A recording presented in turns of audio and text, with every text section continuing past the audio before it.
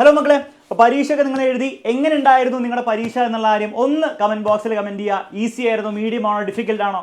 എനിക്കൊരു കാര്യം ഉറപ്പാണ്, ആർക്കും തന്നെ ഈസി ആയിരിക്കും ഉണ്ടാവില്ല ഈ പരീക്ഷ. ഏറ്റവും നന്നായിട്ട് പഠിച്ച കുട്ടിക്ക് വരെ കുറച്ച് കൺഫ്യൂസിങ് ആയിട്ടുള്ള രീതിയിൽ കുറച്ച് പാറ്റേൺ ഒക്കെ മാറ്റി, സാധാരണ നമ്മൾ കഴിഞ്ഞ വർഷങ്ങളിലൊക്കെ വരുന്ന പാറ്റേണിൽ നിന്ന് മാറിയ ഒരു ടൈപ്പ് ചോദ്യപേപ്പർ ആയിരുന്നു ഈ വർഷം. അതുകൊണ്ട് തന്നെ എനിക്ക് ഉറപ്പാണ് നന്നായിട്ട് പഠിച്ചവർക്ക് വരെ ഇതൊരു മീഡിയം പേപ്പർ എന്നേ പറയാൻ പറ്റുള്ളൂ.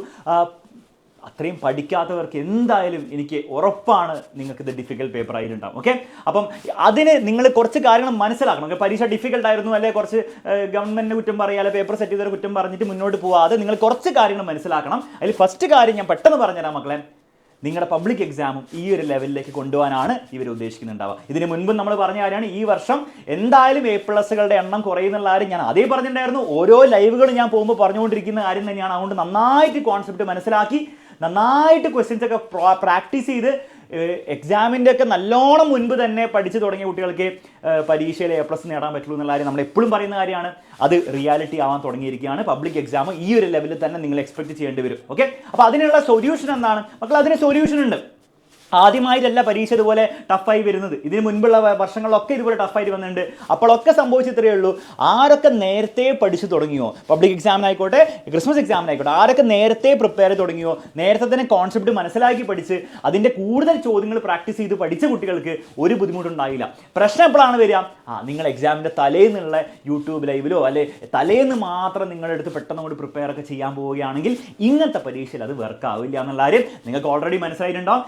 ഇനി പബ്ലിക് എക്സാമിന് ആ ഒരു മിസ്റ്റേക്ക് ആവർത്തിക്കരുത്. എനിക്ക് ഉറപ്പാണ് നിങ്ങൾ നേരത്തെ എക്സാമിൻ്റെ ലക്ഷ്യ ബാച്ചിലൊക്കെ നേരത്തെ പഠിച്ച് വന്ന കുട്ടികളാണെങ്കിൽ നിങ്ങൾ എക്സാമിൻ്റെ തലേന്നുള്ള നമ്മുടെ ഇന്നത്തെ ലൈവിൽ കുറേ ചോദ്യങ്ങൾ ഈ പേപ്പറിൽ ഉണ്ടായിരുന്നു. അപ്പോൾ നിങ്ങൾക്ക് ബുദ്ധിമുട്ടുണ്ടായിണ്ടാവില്ല. പക്ഷേ ജസ്റ്റ് എക്സാമിൻ്റെ തലേന്ന്, അത് ഏത് പ്ലാറ്റ്ഫോം ആയിക്കോട്ടെ, ജസ്റ്റ് എക്സാമിൻ്റെ തലേന്ന് മാത്രമുള്ള കുറച്ച് ചോദ്യങ്ങൾ പഠിച്ചു പോയ കുട്ടികൾക്ക് എന്തായാലും ഈ പരീക്ഷ കടുപ്പമായിരിക്കും. കാരണം പല ചോദ്യങ്ങളും ട്വിസ്റ്റ് ചെയ്ത് കോൺസെപ്റ്റ് അറിയുന്ന കുട്ടികൾക്ക് ആൻസർ ചെയ്യാൻ പറ്റുന്ന രീതിയിലാണ് ചോദിച്ചിരിക്കുന്നത്. അപ്പോൾ പബ്ലിക് എക്സാമിന് നിങ്ങൾ ചെയ്യേണ്ടത് ഇത്ര മാത്രമേ ഉള്ളൂ.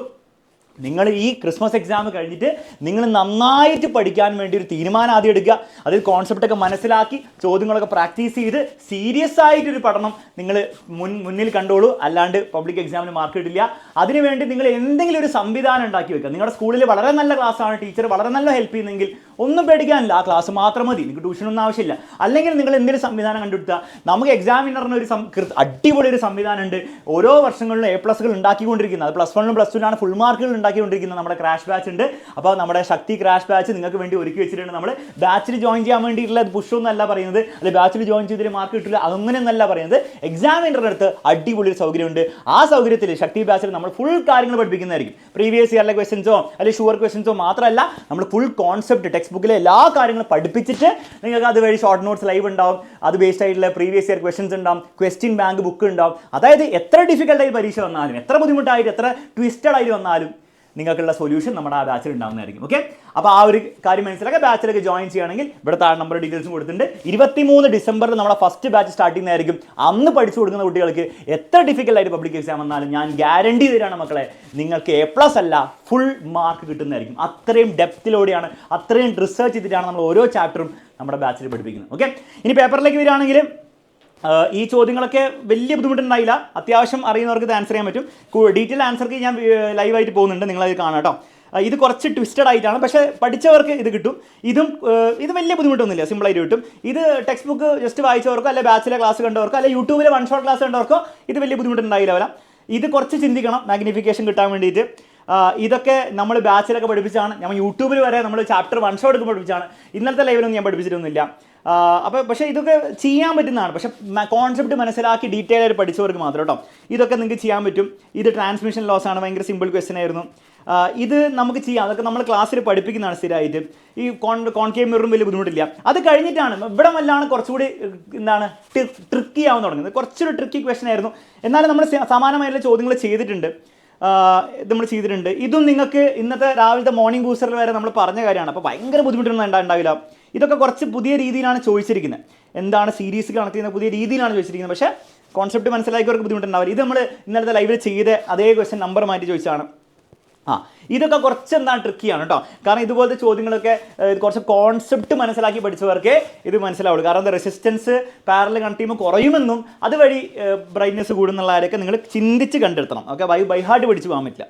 ഇതും നമ്മൾ ബാച്ചിലൊക്കെ എടുക്കുന്ന കാര്യം തന്നെയാണ്. നിങ്ങൾ എക്സാമിനർ ലക്ഷ്യ ബാച്ചിൽ പഠിച്ചിട്ടുണ്ടെങ്കിൽ നിങ്ങൾ ഓൾറെഡി കണ്ടിട്ടുണ്ടാവും. പക്ഷെ അങ്ങനെ പഠിച്ചവർക്ക്, നന്നായി പഠിച്ചവർക്ക് ഇത് ഉത്തരം പറയാൻ പറ്റുന്നുണ്ടാവുള്ളൂ. സെയിം കാര്യം ഇത് ഇവിടെയും ഡയറക്റ്റ് ആയിട്ടല്ല ചോദിച്ചിരിക്കുന്നത്. നോക്കിക്കേ നമ്പർ ഓഫ് ടേൺസിൻ്റെ റേഷ്യോ ഒക്കെ ചോദിച്ചിരിക്കുന്നത്, പവർ ചോദിച്ചിട്ടുണ്ട്. അപ്പോൾ പവർ രണ്ടിടത്ത് സെയിം ആണെന്നൊക്കെ ഞാൻ പറഞ്ഞിട്ടുണ്ട്, പക്ഷേ അത് ഒറ്റയടിക്ക് ചിലപ്പോൾ നിങ്ങൾക്ക് കിട്ടിയില്ലെങ്കിൽ ബുദ്ധിമുട്ടായിട്ടുണ്ടാവും. നേരത്തെ പഠിച്ചവർക്ക് ബുദ്ധിമുട്ടുണ്ടാവില്ല.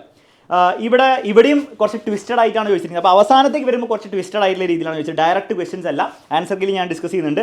ഇതും ആ ടെക്സ്റ്റ് ബുക്കിൽ ഒറ്റ ഡയഗ്രാം ബേസ്ഡ് ആയിട്ടാണ്, വേറെ എവിടെയും പറയുന്നില്ല ക്രിട്ടിക്കൽ ആംഗിൾ ഓഫ് ഗ്ലാസ് ആണ് ഇത് 42 ഡിഗ്രി, പക്ഷേ ഒരൊറ്റ പിക്ചറിലായിട്ട് കാണിച്ചിട്ടുണ്ട്. അപ്പോൾ മിക്ക കുട്ടികളും മിസ്സായി പോയിട്ടുണ്ടാവും, പക്ഷെ അതൊക്കെ ശ്രദ്ധിക്കുക. അപ്പോൾ ടെക്സ്റ്റ് ബുക്ക് ബേസ്ഡ് ആയിട്ട് തന്നെ പഠിക്കണം എന്നുള്ള കാര്യം നമ്മൾ മനസ്സിലാക്കിക്കൂടാ.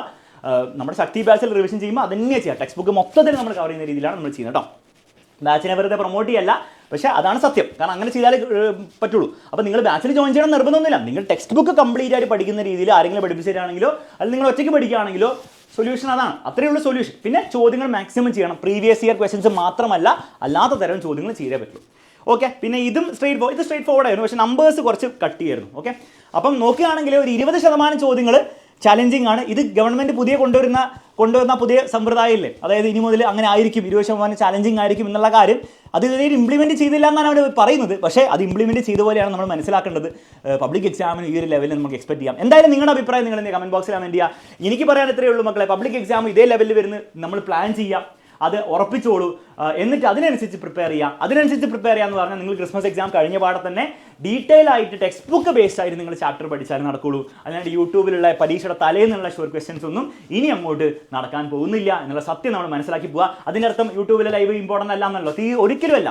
നമ്മൾ പരീക്ഷയ്ക്ക് മുൻപ് ഏറ്റവും ഇമ്പോർട്ടൻറ്റ് ചോദ്യങ്ങൾ ചെയ്യുന്നത് എപ്പോഴും ഇമ്പോർട്ടൻ്റ് ആയിരിക്കും, പക്ഷേ അല്ല എപ്പോഴും യൂസ്ഫുൾ ആയിരിക്കും. പക്ഷേ അതുകൊണ്ട് മാത്രം നിങ്ങൾക്ക് 35 അല്ലെങ്കിൽ 36 അതിന് മുകളിലുള്ള A+ ഗ്രേഡിലേക്ക് എത്താൻ ബുദ്ധിമുട്ടും. അത്രേ പറയുന്നുള്ളൂ കേട്ടോ. ക്ലിയർ ആണല്ലോ മക്കളെ, മനസ്സിലായെന്ന് വിചാരിക്കുന്നു. നമുക്ക് മറ്റൊരു വീഡിയോയിൽ വീണ്ടും കാണാം. ഇനിയുള്ള പരീക്ഷകൾക്ക് നന്നായിട്ട് പഠിക്കുക. ഇതൊരു ഡീമോട്ടിവേഷൻ ആയിട്ട് എടുക്കരുത്. ഇനിയുള്ള പരീക്ഷകളെല്ലാം ഇങ്ങനെ ആവണമെന്നില്ല. പലപ്പോഴും ഒരു 1-2 പരീക്ഷകളൊക്കെ ഇങ്ങനെ ടഫായിട്ട് വരാറുള്ളൂ, ബാക്കിയൊക്കെ എളുപ്പമായിരിക്കും ഉണ്ടാവുക. എളുപ്പമാണെങ്കിൽ നിങ്ങൾക്ക് ചെയ്യാൻ പറ്റുന്ന എന്താണ്, ഇന്നും നാളെയൊക്കെ നന്നായിട്ട് പഠിക്കുക. നമ്മുടെ എക്സാമിൻ്റെ എല്ലാ ദിവസവും ലൈവുകൾ ഉണ്ടാകുന്നതായിരിക്കും. സോഷ്യലിനും കെമിസ്ട്രിക്കും അതിൽ വന്നിരിക്കുക, മാക്സിമം ചോദ്യങ്ങൾ ചെയ്യുക. അത് മാത്രമേ തൽക്കാലം നമുക്ക് ചെയ്യാനുള്ളൂ. അത് കഴിഞ്ഞിട്ടുള്ള കാര്യങ്ങൾ നമുക്ക് കുറേ കാര്യങ്ങൾ ചെയ്യാനുണ്ട്. കൂടുതൽ കാര്യങ്ങൾ നമ്മൾ മറ്റൊരു ലൈവിൽ പറഞ്ഞുതരാം കേട്ടോ. ഓക്കെ, അത്രേ പറയാനുള്ളൂ. Bye and take care.